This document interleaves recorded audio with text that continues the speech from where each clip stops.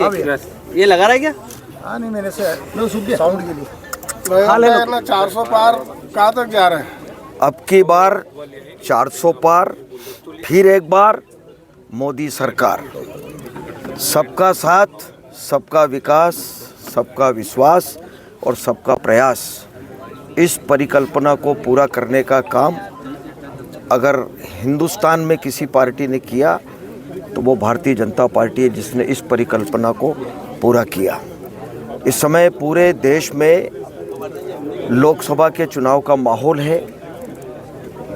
इस बात का फैसला करेगी जनता,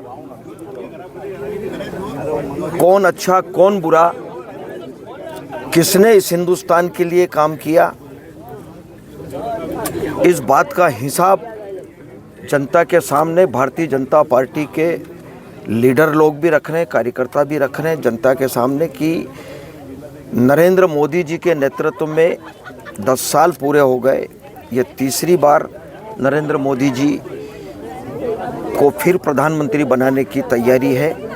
जनता में अपार उत्साह है भारतीय जनता पार्टी के प्रति, देश के नेतृत्व के प्रति, उनकी गारंटी मोदी जी की, और अटूट विश्वास है, एक नेतृत्व के प्रति अटूट विश्वास है। देश की जनता को ये भरोसा है कि जिनके हाथों में हमने देश की बागडोर दी है, जिस पार्टी के जुम्मे हमने किया है, जिसका नेतृत्व नरेंद्र मोदी जी कर रहे हैं, उनके प्रति पूरा विश्वास है। देश की सीमाओं पर सुरक्षा हो, देश के अंदर जो बदलाव आया है, दिशा और दशा दोनों बदलने का काम भारतीय जनता पार्टी ने और यशस्वी प्रधानमंत्री नरेंद्र मोदी जी ने किया है। मध्य प्रदेश में 29 सीट है और 29 सीट पर मैं बिल्कुल गर्व से कह सकता हूं और मुझे पूरा भरोसा है जनता पर कि 29 सीट पर भारतीय जनता पार्टी चुनाव जीतेगी। आज उसी कड़ी में यशस्वी मुख्यमंत्री डॉक्टर मोहन यादव जी रतलाम झाबुआ लोकसभा सीट पर अभी यहाँ पर आज प्रवास है। आज उनका मार्गदर्शन भी यहाँ कार्यकर्ताओं के बीच में होगा।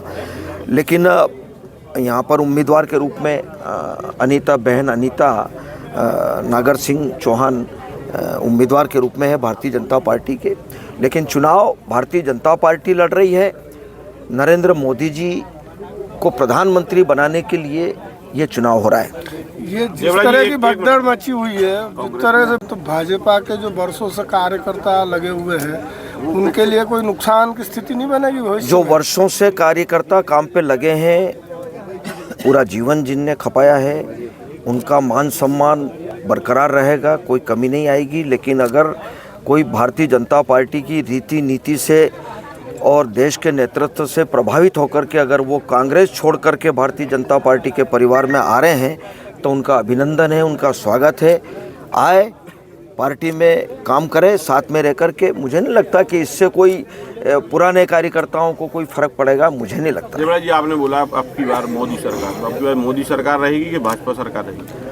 मोदी जी का नेतृत्व है, स्वीकार है, भाजपा है ना। भारतीय जनता पार्टी में तो नहीं, भारतीय जनता पार्टी में ही तो मोदी जी हैं। नहीं, आपने नहीं बोला नहीं भाजपा सरकार, आपने बोला भारतीय जनता पार्टी की सरकार बनेगी, नेतृत्व नरेंद्र मोदी जी करेंगे, पार्टी ही तो चुनाव लड़ रही है। मध्य प्रदेश में लगातार कर्ज लिया जा रहा है पिछले जब से सरकार बन रही है। बार बार इस विषय को मुझे लगता है कि कांग्रेस के पास कोई विषय बचा ही नहीं। इस विषय को मैं विधानसभा के फ्लोर पर भी एक वित्त मंत्री के नाते बोल चुका हूं और मैं अभी भी कह रहा हूं कि हिंदुस्तान की कौन सी ऐसी प्रदेश की सरकार है जो कर्जा नहीं लेती। कर्जा लेना मुझे लगता है कोई बुराई नहीं है। कर्जा समय पर चुकाना, ब्याज चुकाना और नियम प्रक्रिया है उसकी। FRBM का नियम बना हुआ है, भारत सरकार की परमिशन लगती है, एक लिमिट में कर्जा लिया जाता है, समय पे चुकाना। और भारतीय जनता पार्टी की सरकार ने और हमने अगर कर्जा लिया है तो कर्जा लेकर के डेवलपमेंट किया है, सड़कों का जाल बिछाया, सिंचाई योजनाएं हमने नई बनाई, हमने डेवलपमेंट के जितने काम हो सकते थे वो काम किए। कांग्रेस के लोगों ने जहाँ जहाँ कांग्रेस की सरकारें रही आप जरा पूछें उनसे। मैंने विधानसभा में भी पूछा था कि आपने कर्जा लेकर के क्या किया? घी पीने का काम किया।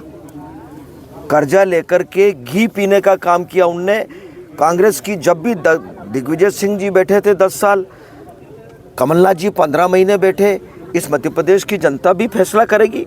आप पूछें, देखें कि कहाँ सड़कें बनाई भाई इनने। बिजली 1 घंटा मिलती नहीं थी, सड़कों का बेहाल था, पीने के पानी का प्रबंध था नहीं, कोई किसी प्रकार का काम उनने किया नहीं। तो कर्जा ले करके केवल घी पीने का काम किया।